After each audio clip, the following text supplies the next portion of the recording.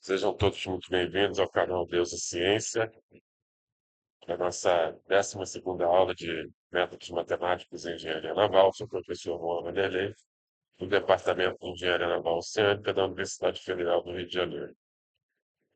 Então, na aula passada, nós encerramos a parte de estabilidade, né? Encerramos a parte de estabilidade. E hoje nós vamos começar a falar sobre métodos de relaxação. Esses métodos de relaxação, eles são utilizados quando você só tem interesse em obter a solução do estado estacionário, ou seja, você não tem interesse na solução transiente. E a ideia é você acelerar a convergência, né, de modo que você obtenha a solução do estado estacionário o mais rápido possível, tá?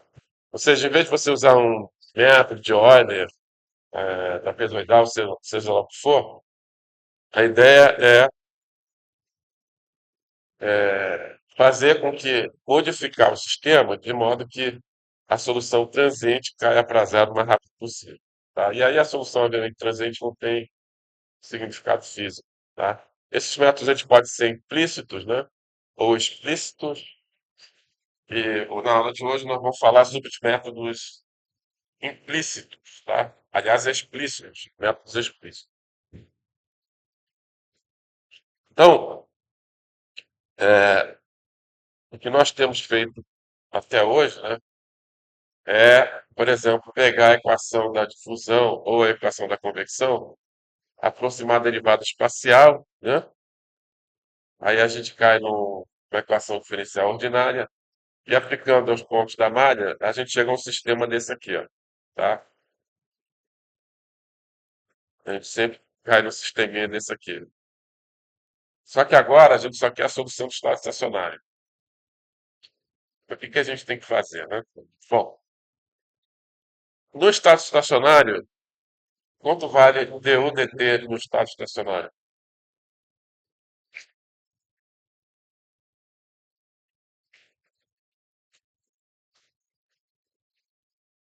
Vale zero.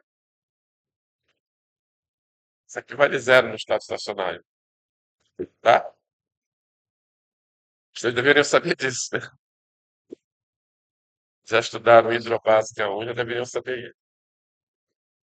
É, e aí, a solução do estado estacionário, basta você pegar essa equação, inverter a matriz A, e você obtém aqui a solução do estado estacionário, tá vendo? Mas essa matriz aí, ela pode ser uma matriz muito grande, né? Por exemplo, uma matriz 100%. Então, você inverter uma matriz dessa aí não é bom negócio, tá? Não é um bom negócio, não é uma coisa muito eficiente, né? É, então, nós vamos apresentar hoje os métodos iterativos, né? Métodos iterativos. Alguém sabe, ou seja, quando você, no estado estacionário, o que que você vai ter aqui? Você vai ter que ter uma matriz A vezes o vetor U igual a um vetor E, tá? Isso aqui o que que é? É um sistema de equações algébricas lineares, legal? Uma vez que a matriz A tem elementos constantes, o vetor F também é constante, tá? Ou seja, você tem um sistema de equações algébricas lineares. Então, uma possibilidade é você inverter a matriz. Só que imagina que você tem uma matriz 1000 por 1000, né? A ideia é utilizar processos iterativos. Alguém tem alguma ideia de um método iterativo para resolver um sistema de equações algébricas lineares?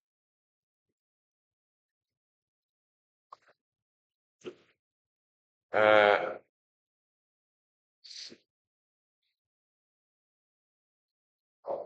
João Paulo Reis, né? Hã? Eu sei. Algum método para resolver sistemas de equações lineares, equações algébricas lineares. Mariana fala. Quer falar, Maria?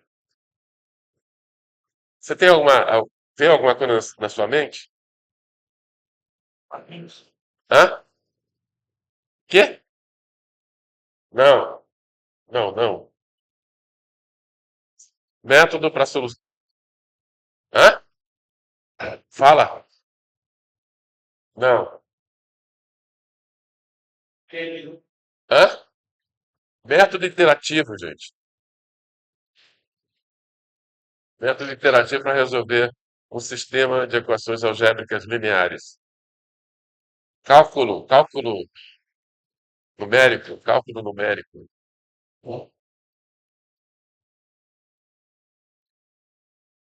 Vocês já ouviram falar de ponte Jacobi, né? Gauss Seidel. Sim. Para resolver sistemas de equações algébricas lineares. Legal? E é o que nós vamos discutir hoje. Ou seja, no estado estacionário, a gente cai no sistema de equações algébricas. Tá? A condição é só OR? Essa, é, é o método de relaxação. É método de relaxação. Tá? A condição de existência da solução do estado estacionário é que a parte real dos autovalores da matriz A sejam negativos. Não pode ser nem zero, tá? Sejam negativos. Tá bom? E isso a gente pode ver, lembrando que a solução analítica desse sistema aqui, ó, é dada por isso aqui, ó, tá vendo? Lembra disso? Você tem aqui a solução da homogênea e aqui a solução particular. Que no caso, como o vetor F é um vetor constante, a solução particular também é a solução do estado estacionário, tá? Então, veja que a solução transiente, para que você chegue na solução do estado estacionário, a solução transiente tem que ir para zero. E quem vai determinar se a solução transiente vai para zero ou não é a parte real dos autovalores. Então, se todos os autovalores possuem parte real negativa, a solução transiente vai para zero, porque o tempo tende a infinito. Tá? E veja que se você diz que o autovalor é menor do que zero, significa que ele não é igual a zero. Tá? Não pode ser igual a zero. Por quê? Porque você precisa inverter a matriz dos autovalores para obter a solução do espaço estacionário. Entendeu? Então, se você tiver um autovalor igual a zero, o determinante ali vai ser igual a zero. E aí você consegue inverter aquela matriz lambda ali. Entendeu? Ou seja, por isso que a condição aqui ela é mais restrita do que a condição de estabilidade. Tá? Porque na condição de estabilidade, a parte real de lambda é menor ou igual a zero. Que não, tem que ser menor do que zero. Ou seja, os autovalores têm que ser negativos, a parte real tem que ser negativa e não pode ser igual a zero. Porque se for igual a zero, vai dar para entender a matriz lambda. Tá? Ou seja, nem a matriz A não você consegue ver. Bom, pensa bem na jogada, né? Então, está aqui a condição de existência da solução do estado estacionário. Tá? Ou seja, com isso, a solução transiente vai para zero e você consegue ver a matriz. Tá? Mas, como eu falei para vocês, não estamos interessados no transiente. Tá? Mas se a gente puder fazer alguma coisa para modificar a solução transiente, tá? Se a gente puder fazer alguma coisa para modificar a solução transiente, de modo que ela vá para zero o mais rápido possível, tá? Isso vai ser bom para a gente. Então, por causa disso, a gente vai precondicionar o lado direito do sistema, está vendo o sistema aqui? Vamos precondicionar o lado direito com a matriz MC, com a matriz de pré-condicionamento do lado direito.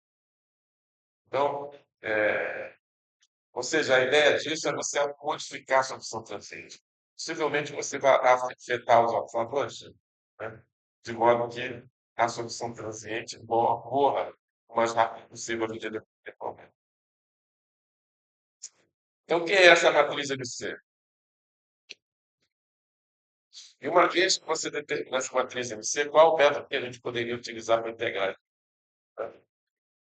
Então, vamos falar isso aí daqui a pouco. Mas antes disso, eu quero apresentar para vocês. Tá vendo aqui o nosso sistema? Aquele sisteminha de equações diferenciais ordinárias, que você obtém quando você sintetiza a derivada espacial da equação da convecção de fusão, aplica a equação diferencial ordinária em todos os pontos da malha, você vai ter um sistema. Isso aí, tá? Então, a gente define como sendo o erro é o valor da função. Você vai ter um processo iterativo. Em cada iteração, você vai ter um valor de um n, vetor no n, certo? À medida que você vai interagindo, né, você vai obter um valor de um n. A gente define como sendo um erro é a diferença entre o n e a solução dos casos principais. Tá? Uma vez que você só está interessado na solução dos casos. Legal?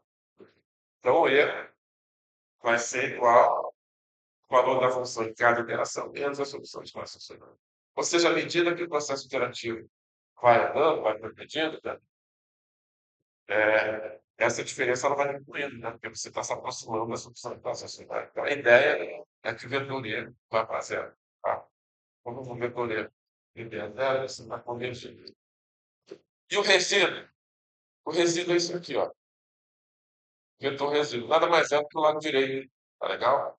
É o lado direito que eu estudo equações diferenciais ordinárias. Bom, alguma dúvida nessa definição, nessas duas definições? Não? Bom, vamos tomar como exemplo essa equação aqui. Né? Na verdade, você tem aqui a equação da difusão, o log você acrescenta esse cara aqui e esse aqui para tentar generalizar, né? Mais geral possível. Bom, então, vamos ver como é que a gente resolve, utilizando o método de relaxação, essa equação aí. Né? Uma vez que não estamos interessados no transiente, só queremos a solução do estado estacionário. Então, aproximando a derivada espacial e aplicando a equação diferencial ordinária resultante nos pontos da malha, caso aqui nos pontos interiores da malha, você vai chegar a um sistema desse aqui, tá? Ou seja, ddt vetor 1 igual a 1 sobre delta x ao quadrado vezes uma matriz de banda simples, com diagonal inferior 1, diagonal principal menos 2 sobre alfa, diagonal superior 1 vezes o vetor 1, mais 1 sobre delta x ao quadrado vezes o vetor BC, que é o vetor de condição de contorno, né, que você tem a condição de contorno em x igual a zero, que é a condição de contorno de x em x igual a 1, e menos o vetor F. Tá? Bom, algebricamente, né, analiticamente, a gente poderia obter a solução do estado estacionário simplesmente fazendo a derivada temporal ser igual a zero, invertendo a matriz, aqui é a solução do estado estacionário. Né? A gente não quer isso, né? Não quer ter que inverter essa matriz por enquanto. Por enquanto, a gente não tem interesse. Até que uma matriz 3x3 tem um algoritmo de Thomas que é bem eficiente para você resolver esse sistema. Mas como a gente está interessado também em resolver caso tridimensional, né? Caso tridimensional, a matriz do sistema lá não é tridiagonal. Tá?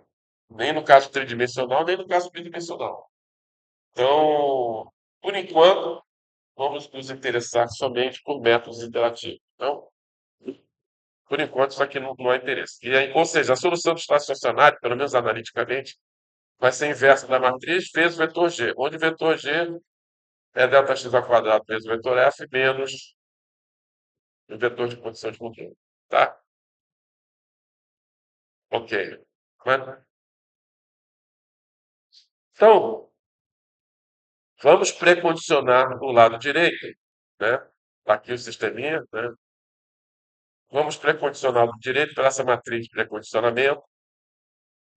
E aí veja que eu mudei até a função, né? Aqui eu chamo de U, aqui eu estou chamando de φ. Porque, na verdade, a solução transiente, a ideia é modificar a solução transiente. Embora o estado estacionário seja o mesmo, né? estado estacionário vai ser o mesmo, tá? Mas a solução transiente vai ser modificada. Por quê? Porque a gente quer que ela vá para zero o mais rápido possível. Quem será essa matriz MC? Vou fazer uma primeira tentativa. Vamos considerar essa matriz uma matriz diagonal, dada por gama, onde gama é um parâmetro, né, a ser determinado, vezes delta x ao quadrado, vezes a matriz de identidade. Tá legal? Então, multiplicando aqui, multiplicando, recondicionando o lado direito por essa matriz MC, então vamos chegar a esse sistema aqui, ó. A esse sistema aqui. Cadê o cursor? Cursor de vez em quando some. Dφ vetor dt igual a gama vezes a matriz de banda simples vezes φ menos gama g. Tá? Muito bem. Então vamos determinar os autovalores, né? A ideia é modificar os autovalores, né? Por isso que a gente precondicionou lá no direito. A gente quer modificar os autovalores da matriz. Então, lá no Lomax, como eu falei para vocês, isso aí é fornecido na prova, não precisa decorar. Uma matriz de banda simples, diagonal inferior A, diagonal principal B, diagonal superior C. Os autovalores são dados por B mais 2 vezes raiz quadrada de AC, cosseno de MP sobre N maiúsculo mais 1, M variando de 1 até N maiúsculo. Tá? E aí, quem vai ser o nosso A? Quem vai ser o B? Quem vai ser o C? Quem vai ser o A? Essa, hã? Gama, tá? Se alguém pensou um, cuidado, né? Chega na prova, tá bom. Quem é o B? Menos, né? Menos 2, gama, sobre alfa. E o C também, gama. E aí, substituindo esses valores aqui, aqui, você vai chegar que lambda vai ser igual a menos 2 gama, e multiplicamos sobre alfa menos cosseno de MP sobre M mais 1 mais 1. Legal? M variando de 1 até M maior. Beleza? Nós determinamos os altos valores, né? Em função do parâmetro gama. Então, a ideia agora é encontrar o valor de gama de modo que a solução transiente caia rapidamente. Tá? E para o processo iterativo, vamos pegar o método mais goiaba, né? Método mais goiaba que eu olho explícito, né? Que tem relação lambda sigma dada por sigma m igual a 1 mais lambda m vezes h. Ou seja, se você tem m maiúsculo alto valores, você vai ter m maiúsculo sigma, tá? E substituindo aqui os altos valores, aqui você vai ter que sigma m vai ser igual a 1 menos 2 gama h sobre alfa mais 2 gama h cosseno de mp sobre m mais 1 mais 1. Tá? Lembrando que o erro é igual ao valor da função de uma determinada interação menos a solução do estado estacionário. Lembrando que a solução numérica é solução transiente, solução numérica exata. Tem a solução transiente e a solução do estado estacionário. O estado estacionário vai te dar exatamente a solução transiente.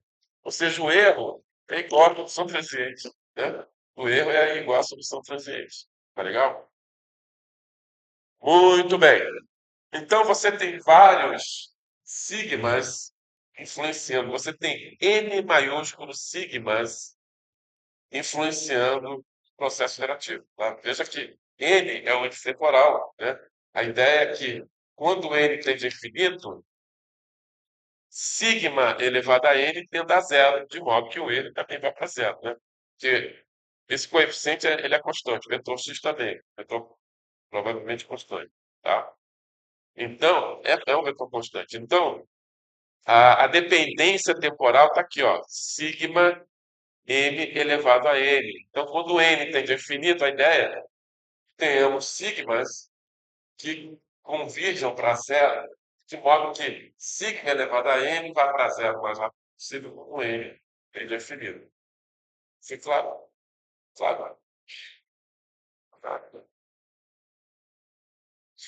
Aí eu peguei m grande, Fiz um exemplo aqui, m grande igual a 100. Só para exemplificar, m grande igual a 100. Então você vai ter n grandes sigmas, né? Sigma 1, sigma 2, sigma 3, sigma 4. Aqui eu plotei no eixo x é o módulo de sigma. E no eixo y você tem o módulo de sigma. E no eixo x você tem o mzinho, o m, tá? Variando de 1 até 100, né? Até 100. Eu falei para vocês, eu fiz um exemplo fazendo m maiúsculo igual a 100. Legal? E aí, se eu plotasse todos os signos, todos os módulos de signo aí, você não ia enxergar nada. Eu peguei alguns, não peguei aí. Deixa eu ver quantos eu peguei. Ó. 1, 2, 3, 4, 5, 6, 7, 8, 9, 10, 11, 12, 13, 14, 15, 16, 17, 18, 19, 20. Peguei 20, só para exemplificar, tá? Mas, na verdade, você tem 100, tá? 100 sigmas aí. E a bolinha cheia aqui, gama menor do que alfa sobre 12. Então, a bolinha cheia, esse aqui é gama menor do que alfa sobre 12. Peguei um valor de, sei lá, acho que eu chutei alfa com a 1, tem alfa com a 1. Né? E aí peguei um gama menor do que meio. Não me lembro qual exatamente, mas peguei qualquer valor de gama menor do que meio. O x é para gama igual a meio, tá? E o quadradinho é gama maior do que meio. Tá legal? E aí plotei sigmas, né? Aqui, nesse ponto aqui, sigma igual a 1, tá? Aqui é sigma igual a 1. Aqui é sigma igual a 0,8, aqui é 0,4 até o zero, tá? E aí eu plotei. Plotei para gama maior que zero, gama igual a meio, gama maior que meio, gama igual a meio e gama menor que meio, tá? Cada aqui eu chutei alfa igual a 1. Eu exemplifiquei com alfa igual a 1, tá? Então, que realmente é meio, tá? A pergunta que eu faço agora é a seguinte. Qual dos três casos vai convergir mais rápido? Observe que o erro depende de todos os sigmas, tá? Todos os sigmas estão influenciando a convergência, tá? Qual conjunto de sigmas vai te dar a máxima razão de convergência?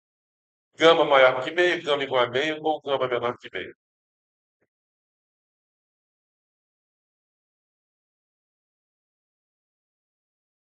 Veja que sigma elevado a n, sigma elevado a n, vai determinar a convergência. Ou seja, o módulo de sigma, o que tem que acontecer com o módulo de sigma para que sigma elevado a n vá para zero, matar? O que tem que acontecer com o módulo de sigma? Tem que ser pequeno, né? Mais próximo de zero possível. Né? Porque aí elevado a n, ele vai para zero rápido. Tá?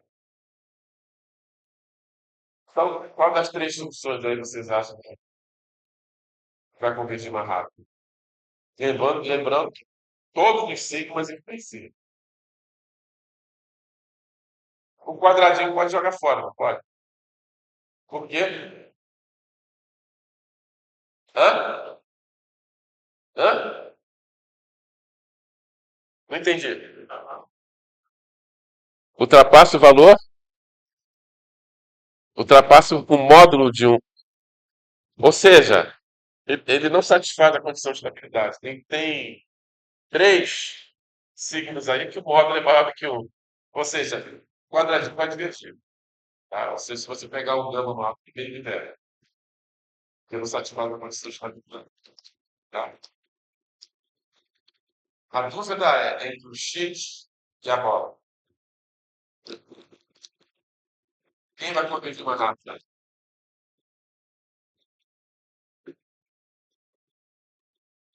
Lembrando que todo mundo participa da convergência. Veja que do lado esquerdo, o X ganha. O X está abaixo da bolinha, tá vendo? Lado esquerdo. Lado esquerdo, o X ganha. E do lado direito, a bolinha ganha. A bolinha está abaixo do X. Né?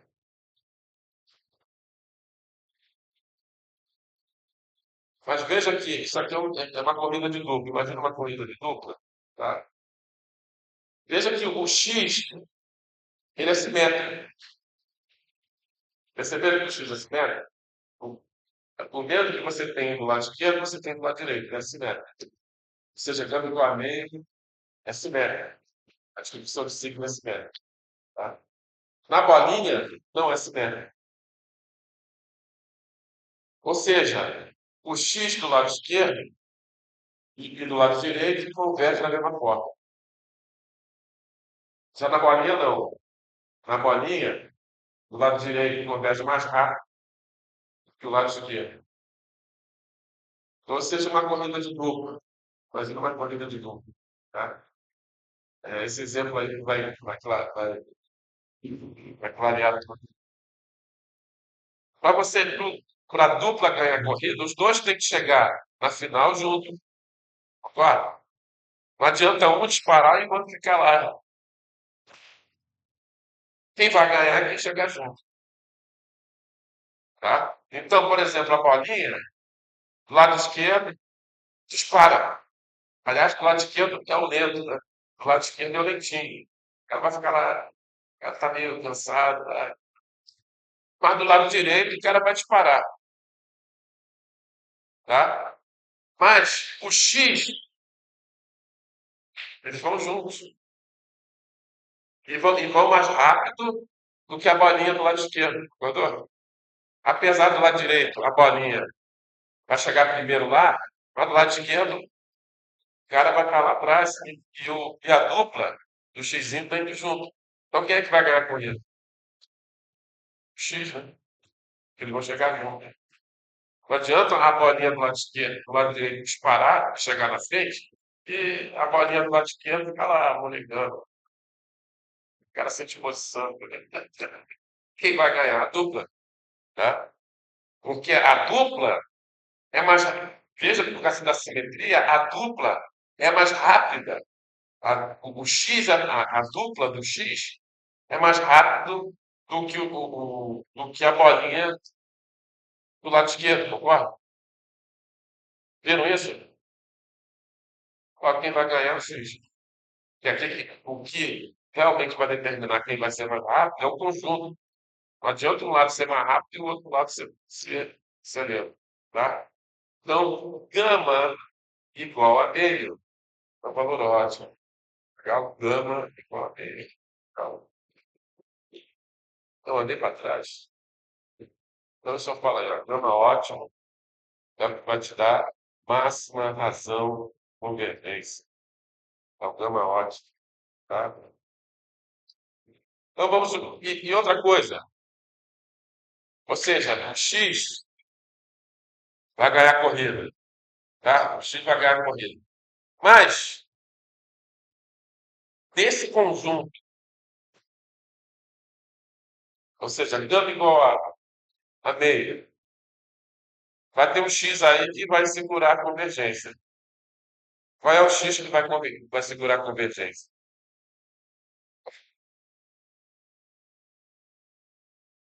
Só pensando na curva de X, na cruzinha, curva da cruzinha. Qual vai ser o fator limitante dos sigmas? Hã? Não, ninguém é negativo aí, é módulo. Hein, Mariana? Quem vai segurar a convergência aí?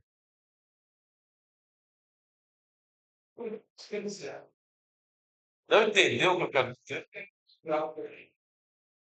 Que tem sigma que vai convergir mais rápido que o outro. Tem sigma que, quando elevado a n, vai para zero mais rápido que os outros. Ou seja, tem dois sigmas aí que vão estar segurando a convergência. Elevado a n vão decair lentamente. São os próximos da unidade. Esse cara aqui, ó, e esse cara aqui. Entendeu? E o módulo deles é bem próximo de um. Então, quando elevado a ele, eles é considerado. Os caras aqui de baixo, quando elevados a ele, quando o ele tem definido, casa rápido. Mas esses dois aqui é que vão segurar a convergência. Ó. Esse cara daqui, ó. Esse aqui vai segurar a convergência, esse cara aqui. Vai segurar a convergência. Ou seja, o sigma um e o sigma n mais. Tá? Então, quem vai segurar a convergência vai ser o módulo do sigma 1 e o módulo do sigma n. Né? Substituindo o gama aqui, ó, ou seja, para mzinho igual a 1, né, o fator limitante vai ser alfa cosseno de π sobre n mais 1. Esse cara aqui eu vou chamar de P, que é o cara mais lentinho lá, né? O cara mais lentinho lá do fundo. Esse aqui vai atrapalhar a convergência, tá? Aí vamos fazer um exemplo. Vou fazer um exemplo aqui, alfa igual a M40 e M500, ou seja, M40 é a discretização da análise. Discretizar a análise em N pontos, tá? E N maiúsculo é o número de iterações, ou seja, Nzinho vai variar de 1 até 500. Então, em 500, qual vai ser o erro? Essa é a ideia, tá? Então, basta substituir aqui, ó.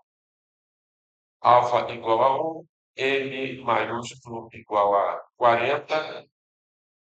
Então, isso aqui vai dar um valor de P.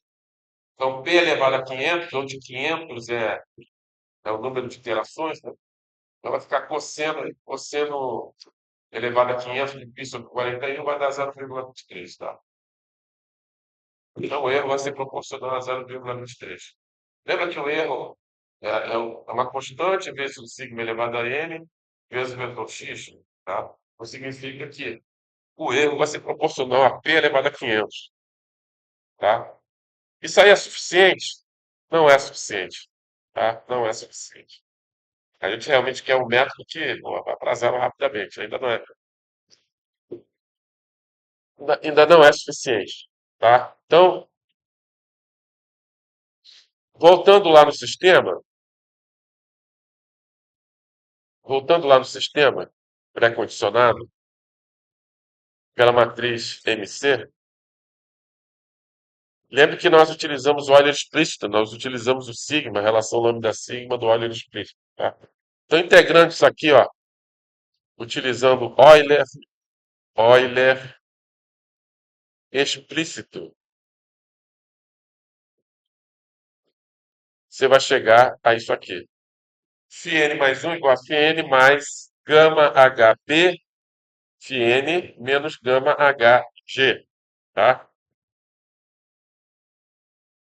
Para gama ótimo, obviamente, igual a alfa sobre 2, tá? Então, substituindo aqui alfa sobre 2 e escrevendo na forma indicial, escrevendo essa equação, que é uma matriz, é uma equação vetorial, tá? É uma equação vetorial. Escrevendo na forma indicial, você chega a isso aqui, ou seja, φjn mais 1 menos φjn, obviamente passei esse cara aqui para a esquerda, né? Igual a alfa sobre 2, φj menos 1n menos 2 φjn sobre alfa mais φj mais 1n menos alfa sobre 2 gj, tá? Aí dá para simplificar mais ainda, não dá? Dá. Por que que dá? Assim, porque a gente vai multiplicar aqui, ó. A gente vai aplicar aqui a propriedade distributiva. E aí, alfa sobre 2 vezes menos 2 sobre alfa, πj, vai cortar com esse cara aqui, ó. Tá? Aí nós vamos ficar com φn mais 1 igual a alfa sobre 2, φj menos 1n mais φj mais 1n menos gj, tá? Isso, beleza. Isso aqui é nosso esquema numérico, tá? É o esqueminha numérico que a gente joga lá no computador. Vamos observar isso graficamente. Se aqui no eixo x, nós temos aqui o índice espacial, j menos 2, j menos 1, j, j mais 1, j mais 2. E no eixo y você tem o tempo. Então aqui é o índice temporal N, índice temporal N mais um. Então veja que esse esquema numérico, o que que ele faz? Ele usa o φj menos um N, que é esse cara aqui, tá vendo? Esse cara aqui, φj menos um N, e usa esse cara aqui também, ó, φj mais um N, para calcular esse cara aqui, ó, que é o φj N mais um, tá? E aí a gente desenha isso aqui que a gente chama de molécula computacional. Molécula, parece uma molécula, né? É uma molécula computacional, tá? Ou seja, para calcular o cara no tempo N mais um, a gente usa dois caras de trás, né? E aí você começa aqui, ó. Aqui no eixo Y você tem condição de contorno, né? Então você vai, calcula esse cara, utiliza esses dois aqui de trás, depois calcula esse cara, usa esses dois caras de trás e assim por diante. Aí você resolve para toda a linha. Ou seja, nessa posição aqui, você já conhece esse cara aqui. A propósito, esse método aqui é o Ponte-Jacobi. Esse método aqui é o método Ponte-Jacobi. Método Ponte-Jacobi, tá? Para você avançar no tempo aqui, pseudo-tempo, né? Você usa os dois caras de trás. Legal? Mas, uma vez que nós já conhecemos os caras da esquerda, esse cara e esse cara aqui, a gente pode tentar melhorar a convergência, em vez de usar esse ponto aqui, utilizar esse ponto aqui para calcular o valor de Jn mais um, tá? Então, em vez de utilizar esse e esse para calcular esse, eu vou utilizar esse cara e esse aqui para calcular o Jn mais um, tá? Esse método aqui é conhecido como Ponte-Jacobi. Esse aqui é o Ponte-Jacobi, tá? E esse cara aqui é o Gauss-Seidel. É o Gauss-Seidel, tá? Famoso Gauss-Seidel. É legal, você utiliza os valores já calculados para avançar no processo iterativo, tá? E aqui está o esquema numérico, ou seja, φj n mais um igual a alfa sobre 2. φj menos um, em vez de ser em n, nós vamos colocar n mais um, tá vendo aqui, ó? N mais um, que é esse cara aqui, ó, tá? E o φj mais um n continua, pô. Tá legal? Continua sendo o cara de trás, porque a gente não conhece o cara da frente. Será que esse Gauss-Seidel é mais rápido que o Ponte-Jacobi? Será que o Gauss-Seidel é mais rápido que o Ponte-Jacobi? Vamos ver. Vamos fazer a nossa análise aí, tá? Então vamos reescrever isso aqui na forma vetorial. Vamos reescrever isso aqui na forma vetorial. Obviamente utilizando o operador de deslocamento, né? Utilizando o operador de deslocamento e escrevendo na forma matricial, a gente vai chegar a isso aqui, ó. Esse operador B aplicado a φn igual a alfa sobre 2 vezes G, tá? E agora, como é que a gente calcula os sigmas? Basta calcular o determinante da matriz B, né? Você vai ter o P de E, que é o polinômio característico. Fazendo P de sigma igual a zero, você determina a relação nome da sigma. E você vai chegar a essa expressão para o sigma. Sigma vai ser igual a alfa cosseno de mπ sobre m mais 1 elevado ao quadrado, tá? Veja que esse sigma do Gauss-Seidel, na verdade, é o sigma do ponto de Jacobi elevado ao quadrado, tá? O sigma do Gauss-Seidel é o sigma do ponto de Jacobi elevado ao quadrado, tá? Ou seja, o fator limitante agora, em vez de ser o P, né, vai ser P ao quadrado. Vai ser o fator limitante agora, P ao quadrado, tá? E agora, fazendo o nosso exemplo, tá? Ou seja, alfa igual a 1, m igual a 40, com quantas iterações, eu diria aqui, com quantas iterações você vai ter o mesmo erro que você obteve com o Monte Jacobi?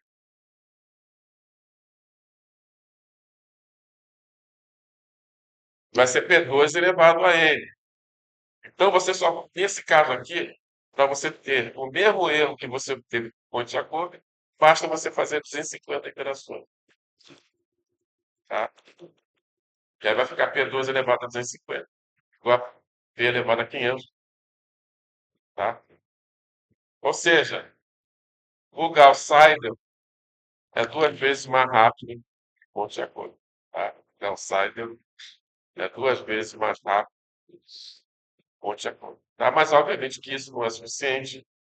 Na aula que vem, nós vamos falar do método SOR, né?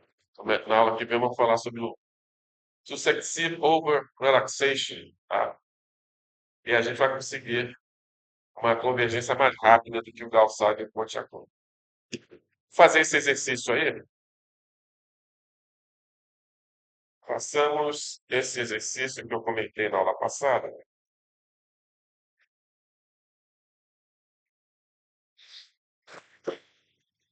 Faça uma análise de estabilidade linear de von Neumann no esquema centrado, explícito mostrado abaixo, utilizado para resolver a equação da onda em uma dimensão e determina o intervalo do número de Cfr para a estabilidade deste método. Aqui o esquema numérico.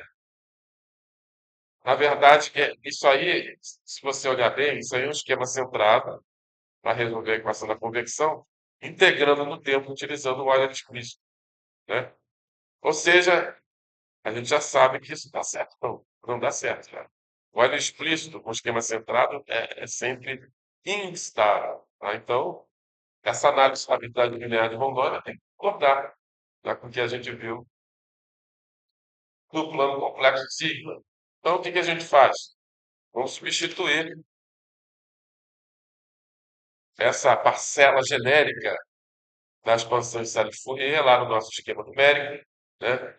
Então, substituindo no lugar do UJ n mais 1, nós vamos ficar com e elevado a lambda n mais 1 delta t vezes e elevado a IA j delta x. No lugar de UJN, ficaremos com E elevado a lambda n delta t vezes E elevado a IAJ delta x. No lugar de UJ mais um N, vamos substituindo, vai ficar E elevado a lambda n delta t vezes E elevado a IAJ mais um delta x. E, finalmente, o J menos 1 elevado a N, substituindo lá, ficaremos com E elevado a lambda n delta t vezes E elevado a IA j menos 1 delta x, tá? Dividindo tudo por E elevado a lambda n delta t vezes E elevado a IA j delta x, nós vamos chegar a essa equação, tá? E aí aqui a gente consegue cortar esse cara com esse, e aqui já aparece o fator de amplificação G, que nós temos o G aqui, tá vendo? G. Aqui você vai cortar esse cara com esse cara aqui, esse cara aqui com esse cara aqui, vai dar 1, né? Isso aqui vai ser 1, isso aqui vai ser igual a 1. Aqui. Aqui desse lado, vamos cortar esse cara com esse cara. E elevado a IAJ delta x, vamos cortar, basta você cortar esse Jzinho aqui, e daqui vai, o que vai sobrar aqui? Vai sobrar E elevado a IA delta x, daqui. Aqui você vai cortar esse cara com esse cara aqui com esse J. O que vai sobrar daqui? Daqui vai sobrar E elevado a menos IA delta x, tá? Aqui. Beleza? Acompanharam aí? Bom, aí eu vou fazer o seguinte, vou dividir por 2i e vou multiplicar por 2i aqui, tá vendo? Foi a única coisa que eu fiz. Multipliquei por 2i. Por que eu fiz isso? Porque eu sei que isso aqui é seno de A delta x. Claro, tá? Isso aí é dado lá na prova, tá? Mas isso aí a gente obtém isso aí a partir da fórmula de Euler, certo? Ou seja, G vai ser igual a 1 menos ICFL seno de A delta X. Tá? Para impor condição de estabilidade, temos que calcular o módulo de G. Tá? Então, o módulo de G vai ser igual a raiz quadrada de 1, né, parte real ao quadrado, mais parte imaginária ao quadrado. Mais CFL ao quadrado, sem o I. Sem o I, tá? Mais CFL ao quadrado, seno ao quadrado de A delta X, menor ou igual a 1, que é a condição de estabilidade. Elevando ao quadrado, podemos cortar o 1, esse 1 aqui, vai ficar CFL ao quadrado, seno ao quadrado de delta x menor ou igual a zero. Como seno ao quadrado é sempre positivo, dá para você jogar fora. Vai ficar aqui CFL ao quadrado tem que ser menor ou igual a zero. Obviamente, CFL é um número real, só interessa o número real. Então, qualquer número real que você levar ao quadrado, ele vai ser positivo. Ou seja, não existe. Tá? CFL não pertence aos reais. Tá? O único que vai satisfazer isso aí é CFL igual a zero. Mas CFL igual a zero não serve para nada. Você não vai conseguir avançar o tempo. Tá? Então, CFL, ou seja, esquema centrado, discretização espacial na equação da convecção, usando esquema centrado e marchando com o L explícito é sempre estável. Nós vimos isso aí na aula passada. Aliás, uma dessas aulas lá do plano sigma, você lembra que a raiz sigma sai pela tangente? Bom, agora vamos fazer a mesma coisa, tá? Vamos fazer a mesma coisa, só que agora método implícito. Esquema centrado utilizando o Euler implícito. Ó. Faça uma análise de estabilidade linear de von Neumann no esquema centrado e implícito, esquema centrado e implícito, mostrado abaixo, utilizado para resolver a equação da onda em uma dimensão, que determine o intervalo do número de CFL para a estabilidade desse esquema. Mas é a mesma coisa, legal? Só que agora tem um truquezinho, tem que ficar esperto.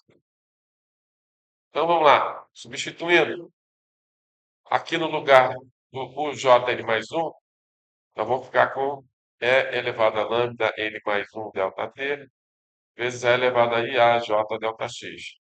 No lugar de UJN, ficaremos com E elevado a lambda N delta T vezes E elevado a IAJ delta X.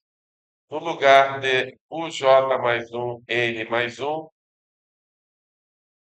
vai ficar E elevado a lambda N mais 1 delta T vezes E elevado a IAJ mais 1 delta X.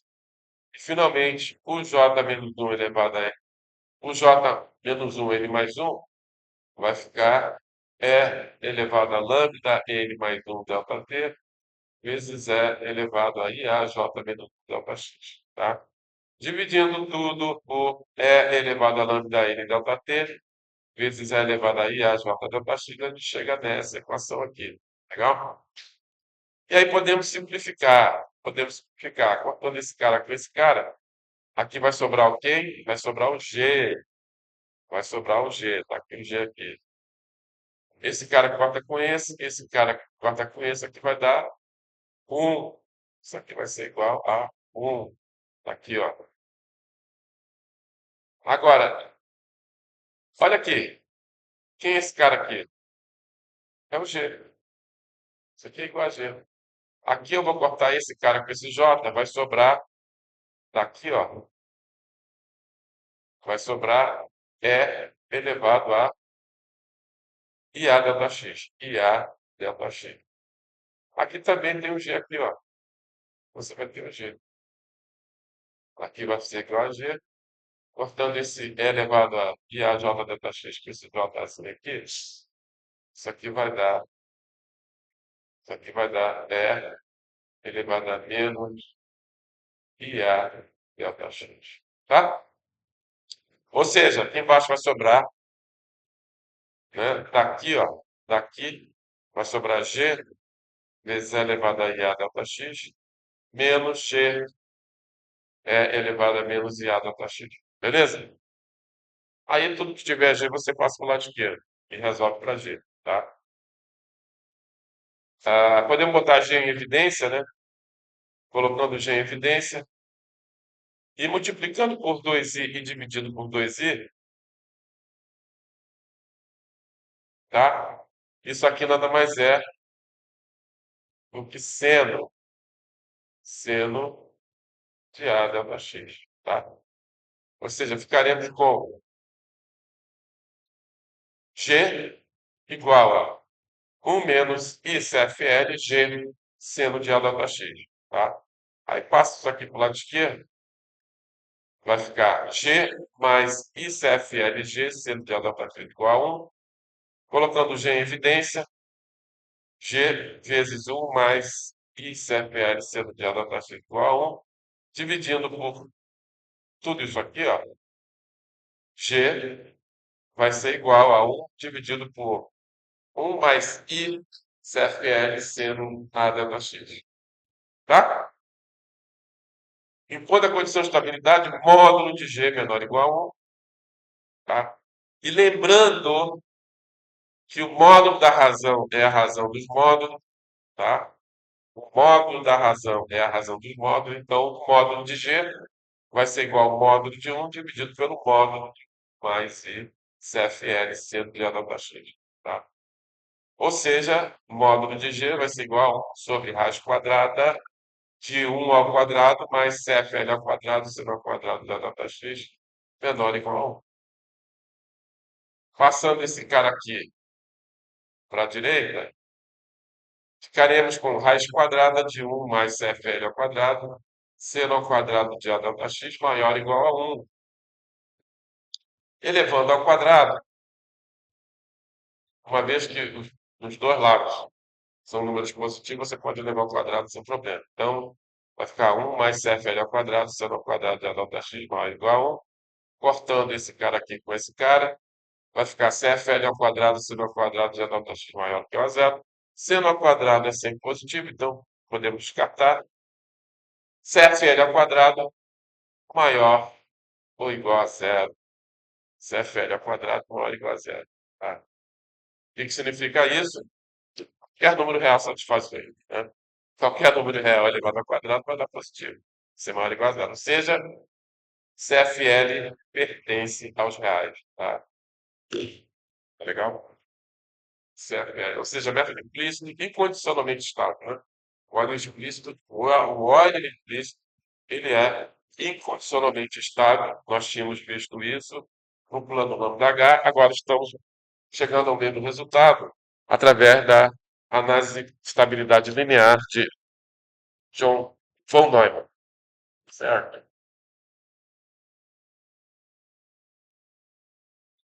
Ah, eu vou apresentar aqui o exercício da próxima aula. Não adianta que a rede aqui é estável. Vamos ver aqui. Métodos matemáticos. Lista de exercício é a segunda. Segunda lista de exercício. Não, mas eu quero aula 13.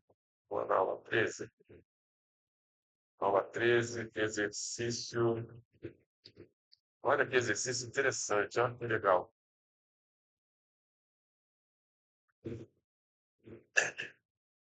Esse aqui é o esquema do SOR, tá? Que nós veremos na próxima aula, tá?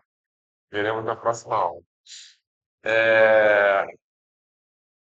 O que ele diz aqui? Faça uma análise de estabilidade linear de von Neumann no esquema SOR mostrado abaixo, utilizado para obter a solução do estado estacionário da equação da difusão em uma dimensão. Determine o intervalo do fator de relaxação. O fator de relaxação é esse aqui, ó. Tá vendo aqui, ó? É o W, é o ômega. É o ômega, é o fator de relaxação. Ele quer saber o intervalo de estabilidade do fator de relaxação, de modo que esse esquema seja estável. Tá legal?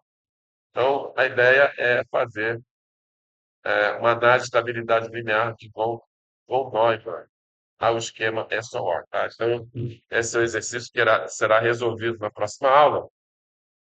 É, os nossos telespectadores que tiverem interessados, né, tentem fazer que na próxima aula a gente vai apresentar a solução, tá bom? Então, com isso, encerramos a nossa aula de hoje e agradeço a todos por terem participado. Na próxima aula, que será na sexta-feira que vem, nós vamos continuar falando sobre métodos de relaxação. Ok? Muito obrigado a todos. Até a próxima aula.